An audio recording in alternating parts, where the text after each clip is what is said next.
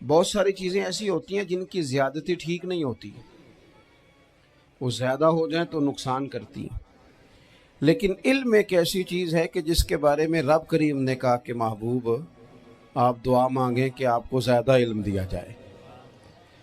اور پھر علم ایک ایسی چیز ہے کہ کوئی بھی آدمی یہ دعویٰ نہ کرے کہ میں نے بڑا حاصل کر لیا ہے، میری اب تکمیل ہو گئی ہے، میں اب مکمل ہو گیا ہوں۔ جن کو اللہ نے غیب کے خزانوں کی کنجیاں دی ہیں نا، ان سے بھی رب کریم نے کہا ہے کہ محبوب آپ دعا کریں کہ مالک میرے علم میں اضافہ کر دے۔ تو جب وہاں تک یہ بات ہے تو پھر عام آدمی کو بھی چاہیے کہ وہ اپنی معلومات میں اضافے کا شوق پیدا کرے۔ اور تیسری بات یہ کہ جو حضور کے علم شریف پر بات کرتے ہیں وہ بھی اس آیت سے سیکھیں کہ حضور کا علم تو ہر روز رب اس میں اضافہ فرما رہا ہے، تو ہر روز اضافہ ہو رہا ہے۔ وَلَلْآخِرَةُ خَيْرٌ لَكَ مِنَ الْأُولَىٰ، ہر روز ترقی ہو رہی ہے حضور کے علم شریف کی بھی۔ تو ہمارے ہاں زیادہ تر لوگ بات اس لیے سیکھتے ہیں کہ میں کوئی کہیں سے مسئلہ سیکھوں گا پھر جا کے اپنی مسجد کے امام کو تنگ کروں گا کہ وہاں تو میں یہ سن کے آیا ہوں تو یہاں یہ کام کیوں نہیں ہوتا۔ میں کوئی بات سیکھوں گا تو پھر میں اس سے بحث کا دروازہ کھولوں گا۔ علم کا مطلب ہی اپنے آپ کو سنوارنا ہے۔ معلومات حاصل کرنے کا مطلب یہ کہ آپ کے عمل میں پختگی آئے، آپ کے کردار میں پختگی آئے، آپ نے جو سیکھا ہے آپ اس کے مطابق اپنے آپ کو ڈھالیں۔ مسلم شریف میں موجود ہے، نبی پاک صلی اللہ علیہ وسلم نے دعا مانگی ہے، اے اللہ میں اس علم سے تیری پناہ مانگتا ہوں جو علم تو ہو پر نفع والا نہ ہو۔ جس بندے کے علم نے اسے نفع نہیں دیا، وہ کچھ سیکھ نہیں سکا اس سے، تو اس کا علم کسی کو کیا نفع دے گا جب خود سے اس نے۔ اور صوفیہ کرام تو فرماتے ہیں کہ جو لوگ بڑی معلومات حاصل کر لیں، بڑی باتیں سیکھ لیں، پنچایت میں کسی کو بولنے نہ دیں، گھر میں کسی کو بولنے نہ دیں، بہت سارے لوگ تو علماء کو بھی مشورہ دیتے ہیں، بڑی باتیں کرے لیکن عمل کے لحاظ سے بندہ زیرو ہو تو اہل دل فرماتے ہیں اس کی صحبت سے بچو۔ اسے بڑا پتہ ہے، بڑی باتیں آتی ہیں، بڑی باتیں کرتا ہے، لیکن گفتگو کی حد تک تو بہت بڑا ہے، عمل کے معاملے میں صفر ہے۔ بہت سارے لوگ مسجد کے حجرے میں میٹنگ ہو رہی ہوتی ہے اور وہ لمبی دلیلیں اور مشورے دے رہے ہوتے ہیں، نماز کا ٹائم آ جائے تو اٹھ کے چلے جاتے ہیں، کہتے ہیں میں اپنے محلے دی مسیتیں پڑھنی ہیں۔ کئیوں کو کام یاد آ جاتا ہے۔ فرمایا کہ شخص کے پاس معلومات بڑی ہوں لیکن عمل کے معاملے میں بندہ زیرو ہو تو اسے بچنا کیوں؟ اس لیے کہ اگر پڑھا لکھا آدمی بے عمل ہونا تو وہ اپنی بے عملی پر بھی دلیلیں پیش کرتا ہے۔ وہ کہتا ہے میں یہ کام نہیں کرتا تو یہ میرے پاس دلیل ہے، وہ تو بے عملی کو بھی مزین کر دے گا معاذ اللہ۔ تو دینی تعلیم ایک تو حاصل اس لیے کریں کہ ہم نے اپنے آپ کو سنوارنا ہے، اور دوسرا علم کا شوق طبیعت میں ہو۔ دیکھیں نا، اللہ کے حبیب صلی اللہ علیہ وسلم نے فرمایا ہے کہ جو علم کے رستے پہ چل پڑا وہ جنت کے رستے پہ چل پڑا ہے۔ جمعوں میں، محفلوں میں کانوں کے ذائقے کے لیے نہ آئیں، اس لیے آئیں کہ میرے علم میں، میرے عمل میں یہ کوئی اضافے کی بات بنے گی، میں کوئی نصیحت حاصل کروں گا تو میرے دل کا زنگ اترے گا۔ ہمارے ہاں یہاں لوگ مزے کے لیے آتے ہیں اور آج کل لوگ فوٹو کے لیے آتے ہیں۔ ان دو کاموں سے نکل کر خالص اصلاح کی نیت سے علم کا شوق، ہمارے ہاں تیزی سے ایک حرکت کی گئی، علماء کا وقار خراب کیا گیا اور لوگوں کو دینی علوم سے دور کیا گیا، اور اس میں بعض بیچارے واعظین اور خطباء نے بھی کردار ادا کیا جب جعلی پیر کی تعریفیں کھول کے کی، اور اسے پتہ نہیں کہاں تک۔ یہ سٹیج ہوتے ہیں نا، ان میں کوئی بندہ اچھا لگے بھی تو اس کے لیے دعا کرنی چاہیے، تعریفیں نہیں کرنی چاہیے۔ تعریفیں اس کا کوئی فائدہ نہیں ہے، اس بندے کو تو دعا کا فائدہ ہے، اگر آپ کو اچھا لگ رہا ہے تو اسے دعا دے، اس سے زیادہ کچھ نہیں کریں۔ اور ہمارے ہاں جناب وہ نقیب محفل بیچارے کی شامت آ جاتی ہے اگر تعریفیں تھوڑی کرے تو کہتے ہیں تو نام ہی نہیں لینا ہوں، اور بھائی اس کے نام لینے سے آپ کا قد اونچا ہوتا ہے۔ تو علم اور عالم، ان دونوں چیزوں سے قوم کو دور کیا گیا۔ دینی تعلیمات کا فقدان ہے۔ جو میٹرک تک لوگ 60-70 کتابیں پڑھ جاتے ہیں انہیں بھی قرآن پاک ٹھیک سے نہیں پڑھنا آتا۔ دور کیا گیا. آپ مجھے بتائیے، چلیں ایک مسجد ہی آپ دیکھ لیں، اس مسجد کے اندر اگر ایک طرف ایک عالم دین مشکات شریف کھول کے بیٹھے ہوں، حدیث پاک کا درس ہو رہا ہے، یا بہار شریعت کھول کے بیٹھے ہیں، فقہی مسائل بیان کیے، اور اسی مسجد میں ایک بابا جی جبہ پہن کے تگڑا سا بڑی سی پگڑی باندھ کے اور 500 دانے والی تسبیح لے کے بیٹھے ہیں. اب ایک بندہ اندر آتا ہے تو وہ کدھر جائے گا؟ عالم کی طرف کہ بابا جی کی طرف؟ وہ کیوں جا رہا ہے بھلا بابا جی کی طرف؟ وہ اس لیے کہ ہم نے اسے یہ بتایا ہی نہیں کہ جس طرح سبحان اللہ سبحان اللہ سبحان اللہ پڑھنا عبادت ہے نا، اسی طرح دارابا پڑھنا بھی عبادت ہے. اسے ہم نے بتایا نہیں کہ جب تک علم کے رستے میں رہنا بھی عبادت ہے. جب تک اسے یہ سمجھ نہیں نہ آئے گی کہ جس طرح وظائف کی کتاب پڑھنا عبادت ہے، اسی طرح مشکات شریف پڑھنا بھی عبادت ہے، حدیث بخاری کا درس لینا بھی عبادت ہے، مسلم شریف کی احادیث پر اپنے اساتذہ سے بیٹھ کر دروس پانا بھی عبادت. جب تک یہ پورا مزاج دیکھیں نا، نبی پاک صلی اللہ علیہ وسلم نے فرمایا رات کی ایک گھڑی بھر دین سیکھ لینا ساری رات نفل پڑھنے سے بہتر ہے. اب ہمیں سمجھنا چاہیے کہ کتاب پڑھ کے بھی بندہ رب رسول تک پہنچ سکتا ہے. کتاب و سنت رستہ آسان کرتے ہیں، لیکن ہمارے ہاں کیا مزاج دیا گیا ہے؟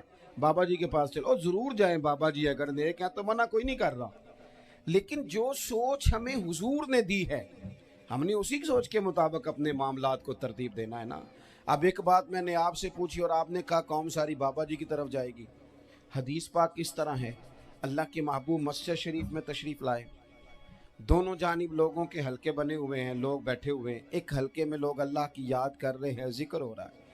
ایک حلقے میں بیٹھ کے ایک عالم کتاب و سنت کا درس دے رہے ہیں، ایک صحابی اور باقی سن رہے ہیں. خاص توجہ کریں نوجوان میری بات پر.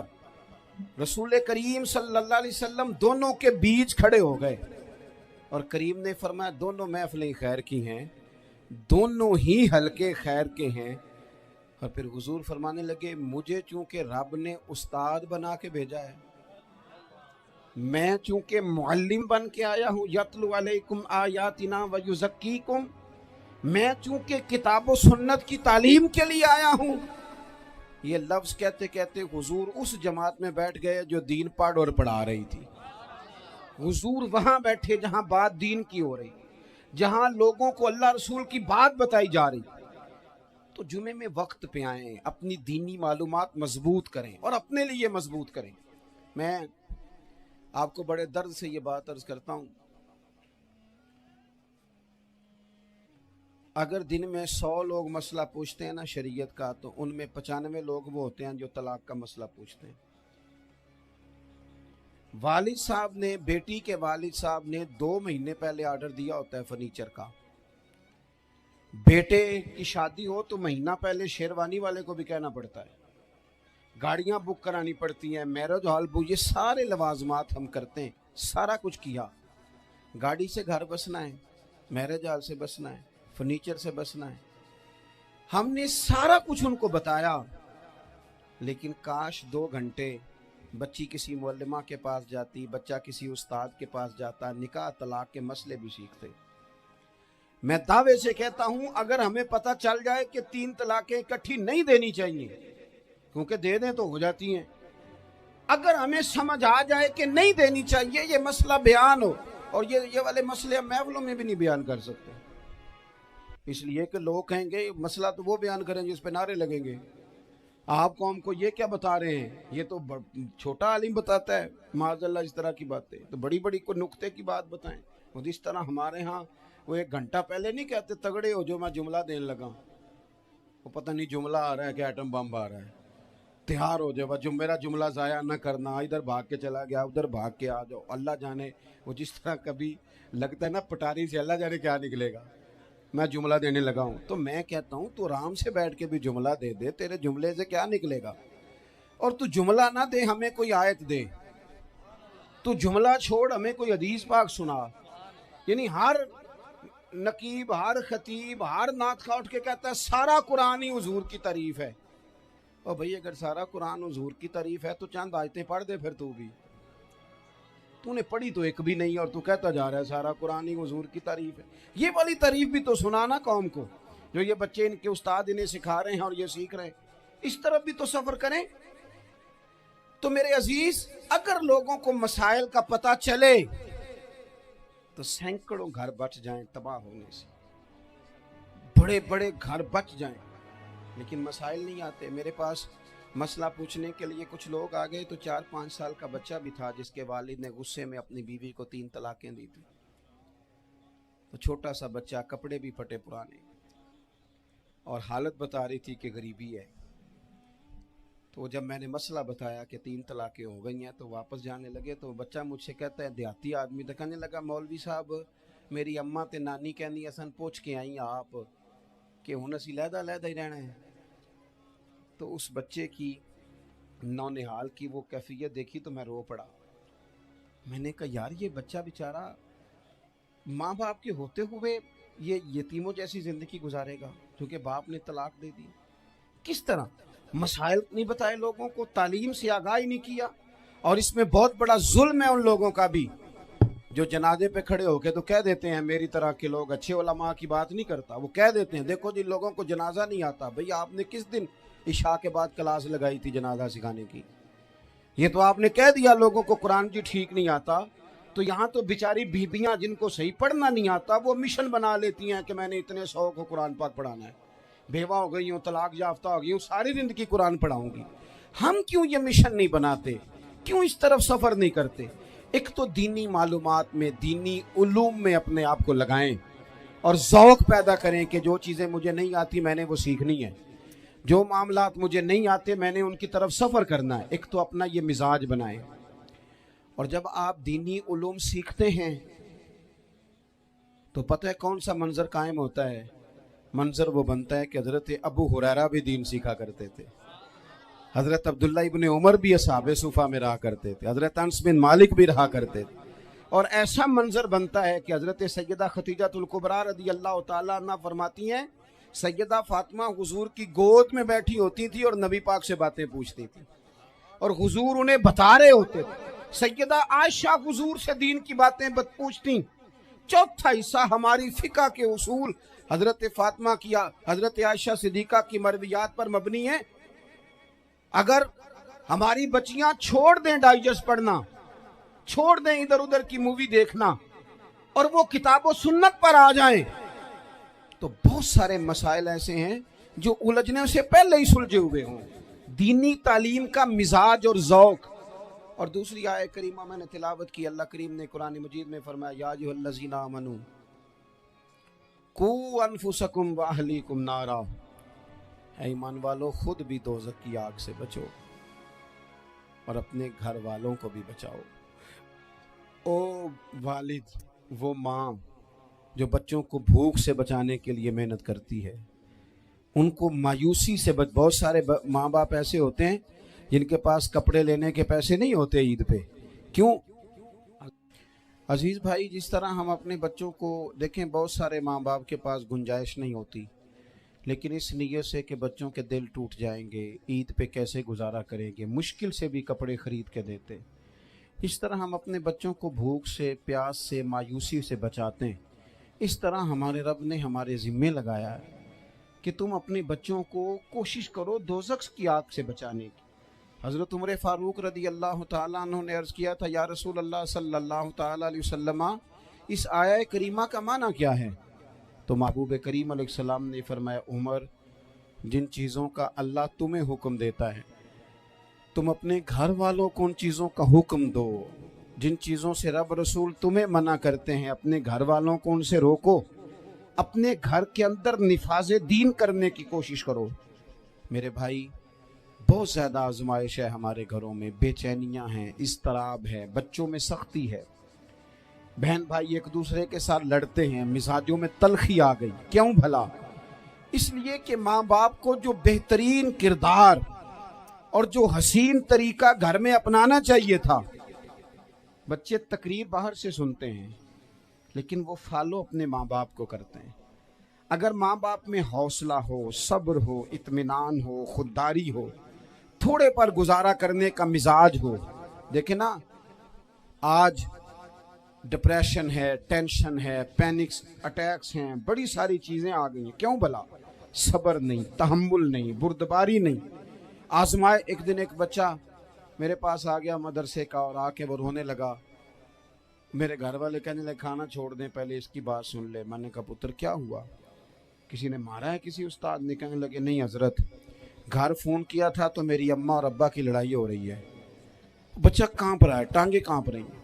میں نے کہا کیا ہو کیا گیا تمہیں پتر؟ لڑائی ہو رہی ہے تو گھروں میں ہو ہی جاتی ہے. کہنے لگے نہیں، آپ کو پتہ نہیں، وہ بڑا سخت لڑتے ہیں.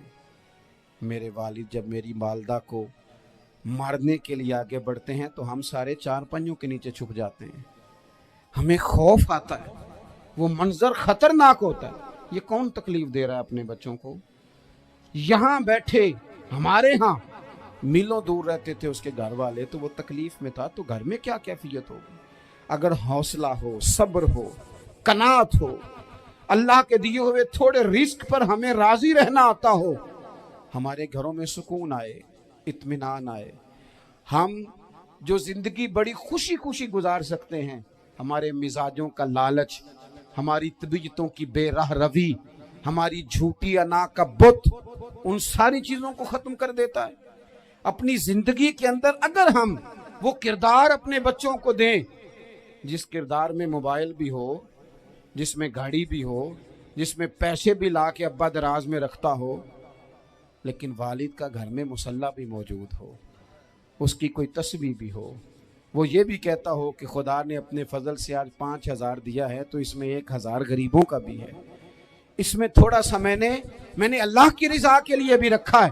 اگر کوئی مشکل آ جائے تو وہ باپ اور ماں کو صبر کرتا ہوا دیکھتے ہوں. اگر ایک باپ کر بات کرے تو دوسرا برداشت کرتا ہو. خدا را اپنی اولادوں کو اس اذیت کا شکار نہ کرو. اپنے گھروں کے اندر وہ خودداری، وہ پیار، وہ وقار، وہ محبت، وہ انداز. آپ تھکے ہوئے ہیں، کوئی شک نہیں. آپ بہت سارے مسائل کا باہر شکار ہوں گے، کوئی شک نہیں. لیکن آپ باہر سے تھک کے آئے ہیں، اور اگر آپ باہر اپنی فیکٹری کے مالک ہیں اور دفتر کے بڑے ہیں تو گھر میں بھی تو آپ بڑے ہیں نا. آپ کی ماں بھی تو انتظار کر رہی ہے، اس نے بھی تو دکھڑا سنانا ہے نا آپ کو. آپ یہ دیکھیے کہ آپ کے بچے بھی تو انتظار کر رہے ہیں، وہ چاہتے ہیں کہ ابا آ کے بیٹھیں تو ہم ان کے سینے پہ چڑھ کے تھوڑا کھیلیں. آپ کی اہلیہ منتظر ہیں. کچھ باتیں بیوی کسی اور سے نہیں کہہ سکتی، صرف اپنے شوہر سے کہتی ہے. لیکن وہ تو آتے ہی جلال میں آ گئے صاحب. وہ کہنے لگے تو بڑی نالائق ہے، میں تھکا ماندہ آیا ہوں اور تو نے مجھے کہانی سنا دی ہے. وہ اس خاتون سے شدت کے ساتھ پیش آنے لگے. میرے رسول پاک کی حیات نور کو دیکھو. حضرت ام ایمن حضور کی رضائی والدہ ہیں، ان کی بھی خدمت ہو رہی ہے. حضرت حلیمہ سعدی آ رہی ہیں تو خدمت ہو رہی ہے. حضرت عباس حضور کے چچا ہیں تو کریم فرماتے ہیں میرے چچا ہیں باپ کی جگہ پہ. حضور دوست احباب صحابہ غلاموں سب کے ساتھ پیار کر رہے ہیں. 9 ازواج مطہرات ہیں گھر کے اندر. اور کیفیت یہ ہے کہ حضور صرف ان کی ضرورتوں کا ہی خیال نہیں کرتے، خواہشات کا ہی خیال نہیں کرتے، بلکہ میرے کریم کا طریقہ یہ ہے کہ کوئی بندہ آج بول کیا رہا ہے، وہ کہاں کھڑا ہے آج، اس کے جملے کس طرح کے، اس کا لہجہ کس طرح کا ہو گیا ہے اور اسے ٹھیک کیسے کرنا ہے. محبوب اس کا خیال فرماتے، توجہ کرتے. میں کہتا ہوں کہ ہم سب کو شوق آیا ہے آرام کرنے کا. میں صبح 11 بجے سے پہلے اپنے گھر سے نکل آیا تھا، اور یہ وقت آ گیا ہے اور رات کو خدا جانے کس وقت گھر پہنچنا ہے. کئی دفعہ کیفیت یہ ہوتی ہے کہ گاڑی سے اترتے ہیں تو پھر دل کرتا ہے کہ کوئی اٹھا کے چلائے نہ کبھی. اس کے باوجود بہت سارے لوگ ناراض رہتے ہیں کہ ہم سے مل کے نہیں گئے، فوٹو نہیں کھنچوا کے گئے، فلانی جگہ چائے نہیں پی کے گئے. یہ تسلسل ہے. لیکن میں جتنا مرضی تھکا ماندہ گھر جاؤں گا نا، کبھی ایسا نہیں ہوا کہ میں گھر جاؤں تو بڑی ٹینشن میں جاؤں. میری گھر والی ایک دن مجھ سے کہنے لگی آپ نے کبھی نہیں کہا کہ میں تھکا ہوا ہے. بندہ تھک بھی تو جاتا ہی ہے نا، کبھی کہاں کرے نا. میں نے اسے کہا پتہ کیوں نہیں کہتا؟ اس لیے نہیں کہتا کہ میں نہیں چاہتا کہ میرے بچے یہ کہیں کہ ہم نے دین نہیں پڑھنا، ہمارا باپ تو بڑی مشکل میں ہے. ہم اپنے کام کے بارے میں اپنے گھر میں شکوے کرتے ہیں. آپ کسی بچے سے پوچھ لیں کون سا کام کرنا ہے, کہنا جڑا ابا جی کر دے رہے ہیں وہ نہیں کرنا. کیوں؟ کہ ابا جی ہر روز تو کہتے ہیں میں بڑا الجھ گیا ہوں, یہ کام بڑا مشکل ہے. میں چاہتا ہوں کہ میں اپنے بچوں کو یہ بتاؤں کہ پتر میں تو جدھر جاتا ہوں پھول ہی پھول ہیں, میں تو جدھر سے گزرتا ہوں محبت ہی محبت ہے, میں تو جدھر سے دیکھتا ہوں دعائیں ہی ملتی ہیں, تاکہ ان کا شوق پیدا ہو. میرے عزیز, آپ تھوڑا سا دل بڑا کریں. اگر آپ ایک کی وجہ سے پورا گھر سکون میں آ جاتا ہے تو آپ دل بڑا کیوں نہیں کرتے؟ جگہ ڈھونڈتے ہیں بس مجھے کوئی تنگ نہ کرے, کوئی میری باپ ماں بدولت کو کوئی پریشان نہ کرے. بخاری شریف سنیے, حضرت عائشہ صدیقہ رضی اللہ تعالیٰ عنہ بیٹھی ہیں. حضور فرمانے لگے عائشہ آج ایک بات نہ بتاؤں تمہیں؟ یا رسول اللہ بتائیے. حضور فرمانے لگے جب تم مجھ سے ناراض ہوتی ہو تب بھی مجھے پتہ چل جاتا ہے, اور جب راضی ہوتی ہو پھر بھی پتہ چل جاتا ہے. تو حضرت سید عائشہ صدیقہ بات سن کے بڑی خوش ہوئی. یا رسول اللہ وہ کیسے؟ حضور فرمانے لگے کبھی کبھی تم قسم اٹھاتی ہو. یا رسول اللہ ہاں. فرمایا جب ہوتی ہو نا راضی خوش تو پھر کہتی ہو مجھے رب محمد کی قسم صلی اللہ علیہ وسلم. پھر تم میرے نام کے ساتھ رب کریم کا نام ملا کے قسم اٹھاتی ہو رب محمد کی قسم. یا رسول اللہ بالکل ایسے ہی ہے. اور فرمایا جب تمہارے دل میں کوئی بات ہوتی ہے نا تو پھر تم کہتی ہو مجھے رب ابراہیم علیہ السلام کی قسم, پھر تم رب محمد نہیں کہتی. یہ بخاری مسلم میں موجود ہے. حضرت عائشہ صدیقہ نے تو بات سنی تو کھل گئی طبیعت, کہنے لگی کریم صدقے جاؤں یہاں تک خیال فرماتے ہو, کس کے جملے کہاں پہنچ گئے یہاں تک خیال ہے. فرمایا مجھے پتہ چل جاتا ہے کہ تمہاری کیفیت کیا ہے, کہاں کھڑی ہو. او بھئی ہم تو اپنی ماں کا بھی خیال نہیں رکھتے. ہمارا باپ کہاں بیچارہ کھڑا ہے, وہ تو انتظار میں تھا کہ کوئی 10 منٹ میرے پاس بیٹھے گا. توجہ ہی نہیں, جذبات کا خیال ہی نہیں. حضرت عائشہ صدیقہ بات سن کے عرض کرنے لگے یا رسول اللہ مجھے رب محمد کی قسم ہو, میں صرف نام چھوڑتی ہوں, میرے دل میں ہر وقت مدینے والے محبوب ہی رہتے ہیں, نام ہی چھوڑتی ہوں صرف. او میرے دوست تھوڑا سا جا. اور دوسرا عرض کروں گا, دولت اگر بہت عالی چیز ہوتی نا, بہت قیمتی, تو سب سے زیادہ سید عائشہ کے گھر میں ہوتی. اگر پیسوں سے ہی سو کھاتا تو پیسے سب سے زیادہ حضرت فاطمہ الزہرا کے کاشانہ نور میں ہوتے. او میرے بھائیوں, سونا وقت محبتوں سے گزارا جا سکتا ہے. او بھائی, میں نے تو اپنے گھر میں یہ دیکھا کہ میرے والد صاحب گرمی آتی تو فرماتے او لو بھائی تانوں پرواہ نہیں, میں تواڈے پڑھولے چ دانے پا دیتے نے تے تواڈی ماں نے مرتبان چ اچار پا دیتا ہے. لو اب تمہیں کہیں جانے کی ضرورت نہیں پڑے گی. اس پہ بھی وقت بڑا اچھا گزرتا تھا, اس پہ بھی ٹائم بڑا اچھا. 6 کھانے کھا کے بچے نخرے کر رہے ہیں. میں نے اپنے والد صاحب سے ایک دن کہا, میں کہ ابا جی تانوں پسند کی ہے؟ فرمان لگے پتر جے تے لگی ہوئے بھوک پھر تے ہر شے, اور اگر بھوک نہ ہو تو پھر نخرے ہی نخرے ہیں, پھر کیا پسند ہونا ہے. طبیعت نہیں. اپنے گھروں میں اپنے دوستوں میں اطمینان پیدا کریں, اضطراب سے باہر آئیں. اور ایک بات اور عرض کرنی ہے, یاد رکھنا تقریر باہر چلتی ہے, گھر میں نہیں چلتی. گھر میں عمل چلتا ہے. گھر جا کے آپ لیکچر دینا نماز پڑھا کرو, نماز پڑھا کرو, نماز پڑھا کرو, نماز پڑھا کرو, تو کوئی نہیں پڑھتے گھر والے. آپ گھر میں نماز خود شروع کر دیں. نبی پاک صلی اللہ علیہ وسلم نے فرمایا گھروں کو قبرستان نہ بناؤ, کچھ نفلی نمازیں گھر میں بھی پڑھا کرو. اللہ کے پیارے رسول صلی اللہ علیہ وسلم کا گھر مسجد نبوی کے بالکل ساتھ ہے, دروازہ حضور کے گھر کا مسجد میں کھلتا تھا. لیکن نبی کریم صلی اللہ علیہ وسلم کیا کرتے تھے؟ حضرت عائشہ صدیقہ فرماتی ہیں تہجد کی نماز گھر میں پڑھا کرتے. گھر میں حضور تہجد کی نماز پڑھتے, اگرچہ گھر میں دشواری تھی. کچھ عبادات, کچھ نمازیں گھر کے اندر بھی انسان پڑھے. آخری گزارش آپ حضرات سے کرنی ہے, اتنا بڑا مجمع ہے, اتنے سارے لوگ تشریف لائے ہیں. ایک گزارش آپ حضرات کی خدمت میں رکھ کے بس میں نے بات کو سمیٹنا ہے. 2 باتیں میں نے آپ کی خدمت میں عرض کی ہیں. ایک تو دینی علم کا ذوق پیدا کریں, اور دوسرا اپنے گھروں میں تھوڑا ٹھہراؤ لائیں.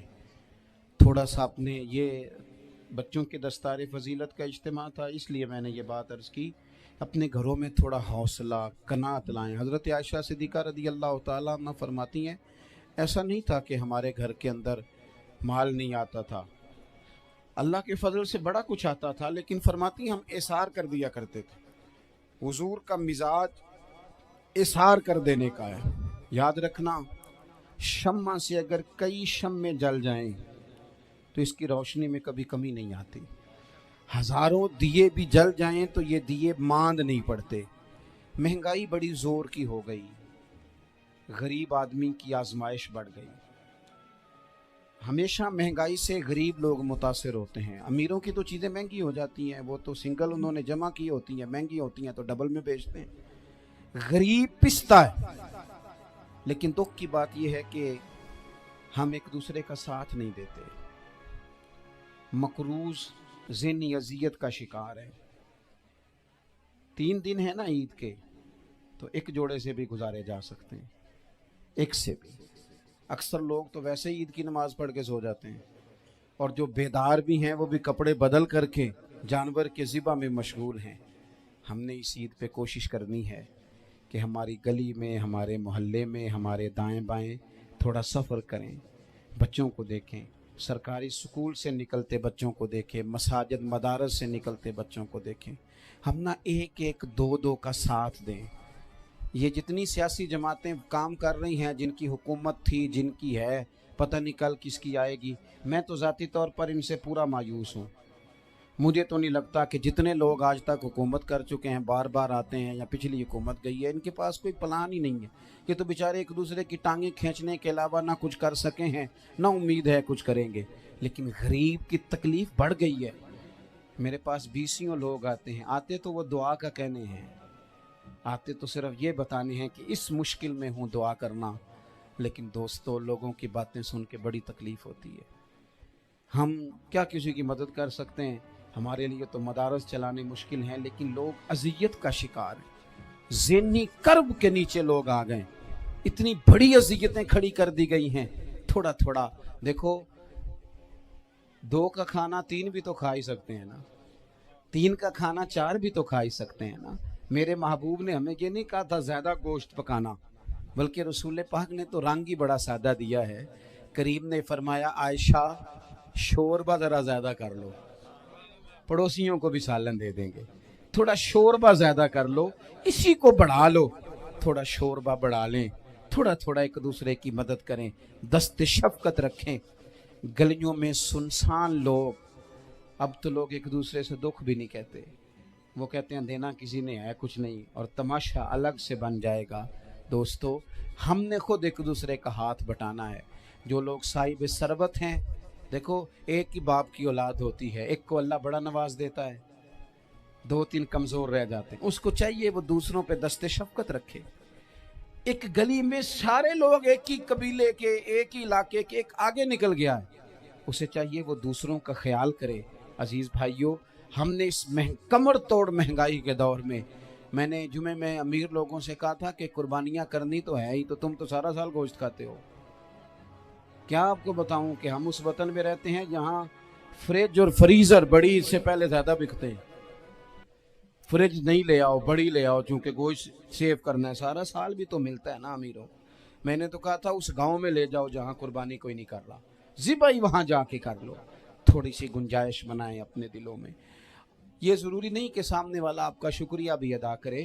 حضرت عائشہ صدیقہ رضی اللہ تعالیٰ عنہ، اماں جی ایک کنیز رکھی ہوئی تھی، حضرت عثمان غنی نے دی تھی کہ آپ کی خدمت کریں گی، تو وہ کنیز کہتی ہے کہ اماں جی تو میری بھی روٹیاں پکا دیتی تھی، وہ تو میرے لیے بھی کھانے کا اہتمام کر دیتی تھی، لیکن کوئی دروازے پہ اگر مانگنے آتا تو حضرت عائشہ صدیقہ مجھے کہتی اسے خیرات دے آؤ، تو میں کہتی اماں جی یہ کام تو لوگ دوڑ کے کرتے ہیں اور آپ یہ مجھے کہہ رہی ہیں میں کر دوں؟ تو حضرت عائشہ فرماتی جب کوئی بندہ کسی کو دیتا ہے تو وہ شکریہ ادا کرتا ہے، میں چاہتی ہوں وہ شکریہ بھی تیرا ہی ادا کر جائے، میں نے جو اجر لینا ہے وہ رب کی بارگاہ سے لینا ہے۔ تو میرے بھائی اپنی زندگی میں تھوڑا سا تو دل بڑا کریں، تھوڑی تھوڑی گنجائش پیدا کریں، اور یہ ضروری نہیں کہ اس بندے کا آپ سے بڑا اچھا سلوک ہی ہو، نہ بھی ہو اس غریب کا سلوک اچھا، تو بعد اوقات بندہ غریبی میں تلخ بھی تو ہو ہی جاتا۔ بعض اوقات انسان پہ غربت زیادہ آ جائے تو اس کی طبیعت بھی تو، بیمار آدمی سخت بھی تو ہو جاتا ہے. تو میری آپ سے یہ گزارش ہے کہ یہ جو دن چل رہے ہیں وہ ہمارے ہاں ہمارے حکمران کہتے ہیں مزید سخت فیصلے کرنے پڑیں گے. میں نے کہا تمہارے لیے تو آسان ہے، اس لیے کہ تم تو جس دفتر میں بیٹھ کے فیصلہ کرتے ہو اس کی تو بتی کوئی نہیں جاتی. تمہیں کیا پتا ہو، وہاں تو اے سی بھی 1 منٹ کے لیے بند نہیں ہوتا.